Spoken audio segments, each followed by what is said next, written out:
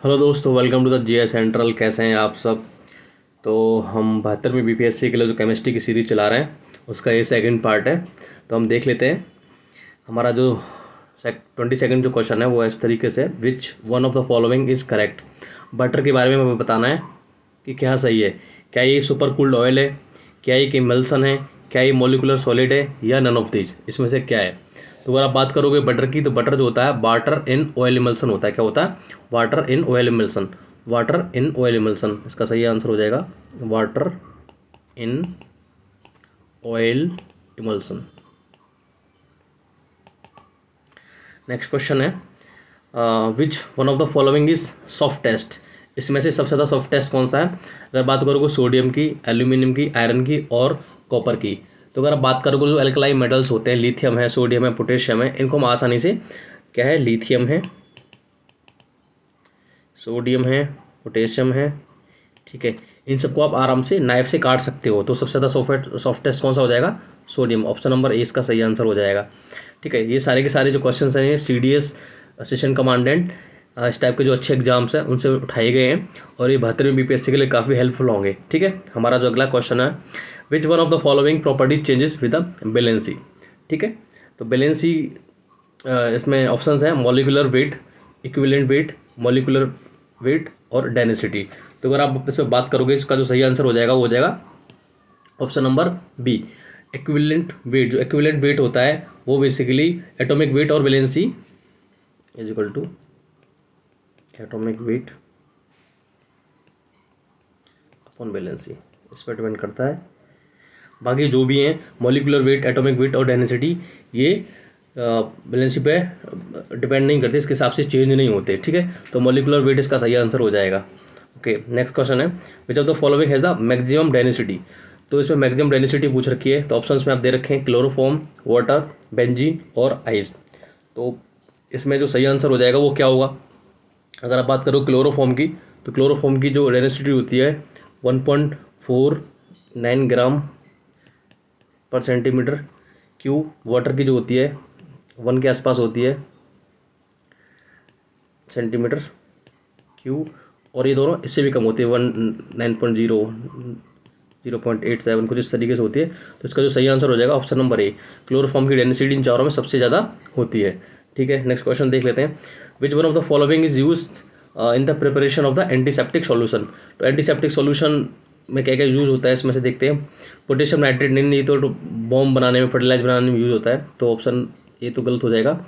Iodine को भी रख लेते हैं, आयोडीन, क्लोराइड और पोटेशियम और क्लोराइड। तो इसका जो सही आंसर हो जाएगा, टिंक्चर बनाने के लिए आयोडीन का यूज अच्छी तरीके से किया जाता है। ठीक है, ऑप्शन नंबर बी इसका सही आंसर हो जाएगा। हम नेक्स्ट क्वेश्चन देख लेते हैं, विच one of the following is not a chemical change. ठीक है, केमिकल चेंज की अगर बात करोगे तो केमिकल चेंज जनरली इरिवर्सिबल होता है। ठीक है, और ये बेसिकली अगर आप देखोगे तो इसमें केमिकल चेंजेस होते हैं। ठीक है, केमिकल प्रॉपर्टीज़ चेंजेस होती हैं, और फिजिकल चेंज में देखोगे तो जैसे आइस है या वाटर है, वाटर को आप कूल करोगे तो आइस बन जाएगी, आइस को चाहोगे मेल्ट करोगे तो वाटर बन जाएगा। ये फिजिकल चेंज है, इसकी फिजिकल प्रॉपर्टीज़ को शो करता है। और केमिकल प्रॉपर्टीज़ में क्या होता है, केमिकल प्रॉपर्टीज़ में कोई नया प्रोडक्ट बनता है। ठीक है, जैसे आयरन है, आयरन पे जब रस्टिंग होगी तो एक नया प्रोडक्ट बनेगा। ठीक है, तो इसमें अगर आप देखोगे तो बर्निंग ऑफ कॉयल, हाँ, तो हम कॉयल को जब अगर आग बर्न करेंगे तो एक नया प्रोडक्ट बनेगा। ठीक है, ये तो केमिकल प्रॉपर्टीज हो गई, केमिकल चेंज हो गया। Fermentation of sugar cane juice, बिल्कुल इसमें भी एक नया प्रोडक्ट बनता है, ये भी केमिकल चेंज है। क्रैकिंग ऑफ पेट्रोलियम, ये भी केमिकल चेंज है। लेकिन अगर आप बात करोगे क्रिस्टलाइजेशन की बात करोगे of table salt from sea water, जो समुद्र का पानी होता है उसमें से टेबल सॉल्ट का क्रिस्टलाइजेशन एक फिजिकल चेंज होता है, उसका जो फिजिकल स्ट्रक्चर होता है, फिजिकल फिनोमेना होता है, उसमें चेंजेस आते हैं। ठीक है, तो ऑप्शन नंबर सी इसका सही आंसर हो जाएगा। ठीक है, फिजिकल चेंज में बेसिकली अगर आप देखोगे तो कोई नया प्रोडक्ट नहीं बनता है, केमिकल चेंज में एक नया प्रोडक्ट देखने को मिलता है। अब हम देख लेते हैं 28, हमारा जो 28वां क्वेश्चन है। स्टेटमेंट दे रखा है, first, addition of water to an aqueous solution of HCl decreases the pH। भाई कोई सॉल्यूशन है HCl का मान लो, ठीक है, उसमें अगर आप वाटर ऐड करोगे तो क्या होगा, उसकी जो कंसंट्रेशन है वो डिक्रीज होगा और इसका पीएच डिक्रीज नहीं होगा, इसका पीएच इंक्रीज होगा, जो इसकी एसिडिटी है वो कम होगी। जैसे अगर आप बात करोगे तो ये 7 है, ये 1 है और ये 14 है, तो ये एसिडिटी का है भाई। जो 1 के आसपास होगा, 2 के आसपास होगा, 3 के आसपास होगा, इसकी एसिडिटी ज़्यादा होती है। जैसे 7 के आसपास आएगा तो उसकी एसिडिटी कम होती है। जैसे आप बात करोगे मिल्क की बात करोगे तो मिल्क में लैक्टिक एसिड होता है, तो लैक्टिक एसिड जो होता है वो कम एसिडिक होता है, ठीक है। तो इसलिए इसकी ये पहला वाला स्टेटमेंट गलत है। इसकी एसिडिटी पीएच डिक्रीज नहीं करेगा, पीएच इंक्रीज करेगा। अगर डिक्रीज करेगा तो भाई उसकी एसिडिटी ज़्यादा हो जाएगी, लेकिन यहाँ तो एसिडिटी जब पानी मिलाओगे आप HCl में तो उसकी एसिडिटी कम होगी ना, तो पहला स्टेटमेंट तो गलत है।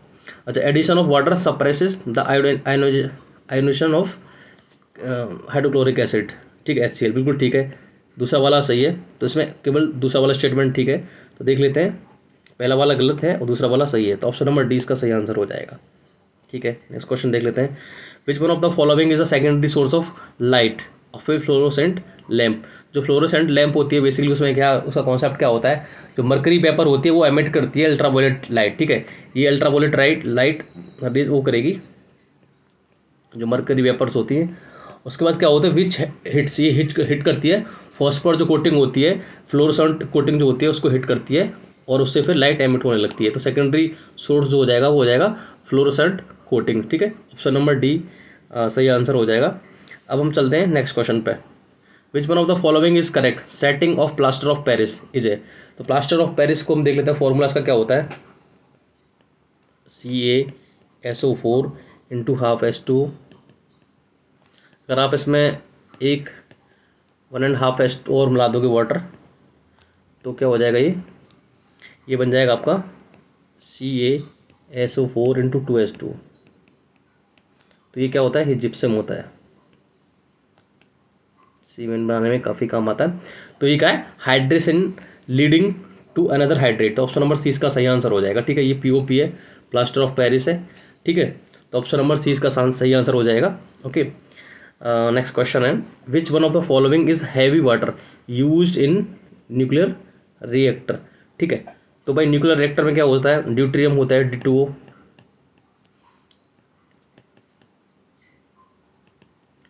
तो अगर आप उसकी बात करोगे तो उसका जो मॉलिक्यूलर वेट होता है वो होता है 20। कितना होता है, 20। तो water having molecular weight 20, option number B इसका सही आंसर हो जाएगा, ठीक है। नेक्स्ट क्वेश्चन देख लेते हैं। The rusting of iron nail is, जो आयरन नील है, जैसे कोई लोहे की कोई छड़ रखी हुई है और मॉइस्चर आएगा, थोड़ा सा पानी वानी, कोई ओस, कुछ ह्यूमिडिटी उस पर है और ऑक्सीजन की प्रेजेंस में क्या होता है, ये इसमें रस्टिंग लगने लगती है। शुरुआत में क्या होता है, इसका वेट ना इंक्रीज होता है, लेकिन over the period of time आप देखोगे जो आयरन होता है उस पर रस्ट अगर लंबे टाइम से हो रहा है, पहले तो ये क्या होगा, इसका वेट बढ़ेगा, शुरुआत में तो बढ़ता है, लेकिन after a period of time ये डिक्रीज होने लगता है।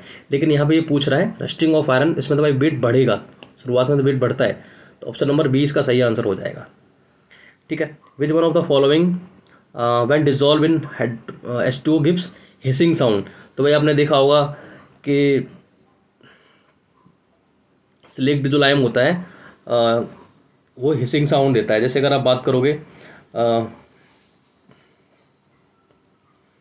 CaO प्लस H2O,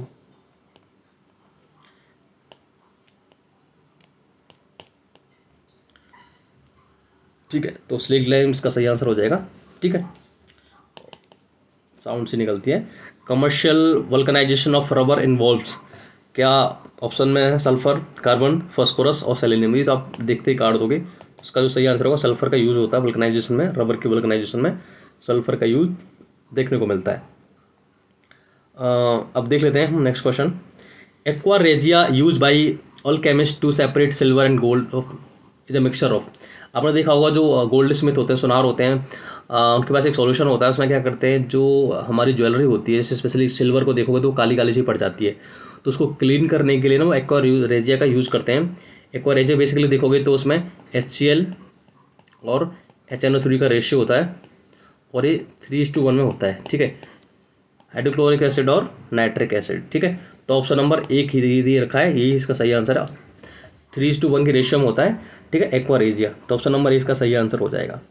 अब नेक्स्ट क्वेश्चन देख लेते हैं। नेल पॉलिश रिमूव्स कंटेन, अगर आप देखोगे तो ये 2007 में भी आ रखा है, तो उसमें एसीटोन सही आंसर है इसका, ठीक है, एसीटोन कर रखा है। और C3H6O, ठीक है, एसीटोन इसका सही आंसर हो जाएगा। 37 देख लेते हैं। Soaps do not form lather with water containing salts of calcium and magnesium. हाँ बिल्कुल ठीक है, ये कि जो हार्ड वाटर होता है भाई उसमें सोप जो होता है वो झाग नहीं छोड़ते हैं, झाग, क्योंकि उसमें अगर आप देखोगे तो हार्ड वाटर होता है, उसकी वजह से झाग नहीं बनते हैं। Calcium and magnesium salts of long chain fatty acids are insoluble in water, बिल्कुल ठीक है, इसी वजह से तो होता है, तो एक्सप्लेन कर रहा है। तो both the statements are individually true and statement second is the correct explanation of statement 1, ठीक है, दोनों ही स्टेटमेंट ठीक है, ऑप्शन नंबर ए इसका सही आंसर हो जाएगा, ठीक है। Which one of the following is associated with the formation of brown air in the traffic congested cities. अभी क्या होता है कि इसमें sulphur dioxide, nitrogen oxide, carbon dioxide और कार्बन मोनोऑक्साइड, तो इसमें आप फंस सकते हो अगर आप देखोगे तो। अगर आप देखोगे तो नाइट्रोजन जो ऑक्साइड होता है, नाइट्रोजन जो ऑक्साइड होता है वो रिएक्ट करता है सनलाइट में, ठीक है, सनलाइट में, तो क्या बनाता है आपका ओजोन पेन, पेन ये है प्रोक्सीसाइटल नाइट्रेट, ठीक है, और एल्डिहाइड, ये तीनों बनाता है, ठीक है। तो इसका जो सही आंसर हो जाएगा वो क्या हो जाएगा, नाइट्रोजन ऑक्साइड NO2, ठीक है, इसका जो सही आंसर हो जाएगा वो नाइट्रोजन ऑक्साइड हो जाएगा। नाइट्रोजन डाइऑक्साइड N2O होता है, उसमें कंफ्यूज मत हो जाना आप लोग, ठीक है। हम देख लेते हैं next question. Which one of the following petroleum refinery products has the lowest boiling point. तो ये सारे के सारे जो आपको प्रोडक्ट्स दे रखे हैं इनमें से आपको लोएस्ट बॉइलिंग पॉइंट देकर देखना है। तो कैरोसिन का जो बॉइलिंग पॉइंट है जिस पर वो उबलने लगता है वो अगर आप देखोगे तो 200 से 300 डिग्री सेंटीग्रेड के बीच में होता है, 200 to 300 डिग्री सेंटीग्रेड, ठीक है। डीजल की बात करोगे तो ये 300 to 400 के बीच में होता है। अगर गैसोलीन की बात करोगे तो ये बहुत कम पर बॉयल होने लगती है, 75 के आसपास, ठीक है। और लुब्रिकेटिंग ये भी अराउंड 300 डिग्री सेंटीग्रेड के आसपास बॉइलिंग पॉइंट इसका होता है, तो ऑप्शन नंबर सी इसका सही आंसर हो जाएगा, ठीक है। Which one of the following is use as a mordant in the dyeing and tanning industry. तो अगर आप देखोगे तो मैग्नीशियम सल्फेट इसका सही आंसर हो जाएगा, मैग्नीशियम सल्फेट इसका सही आंसर हो जाएगा। वैसे तो मैग्नीशियम ऑक्साइड को भी यूज़ कर सकते हैं बट मोस्ट अप्रोप्रिएट जो आंसर है ऑप्शन नंबर डी इसका सही आंसर है। तो हम 20 की क्वेश्चंस की सीरीज चला रहे हैं केमिस्ट्री के रिगार्डिंग BPSC के लिए, 7th BPSC के लिए। अगर आपको अच्छी लग रही है तो उसको प्लीज़ लाइक करें, शेयर करें, सब्सक्राइब करें। Thank you very much.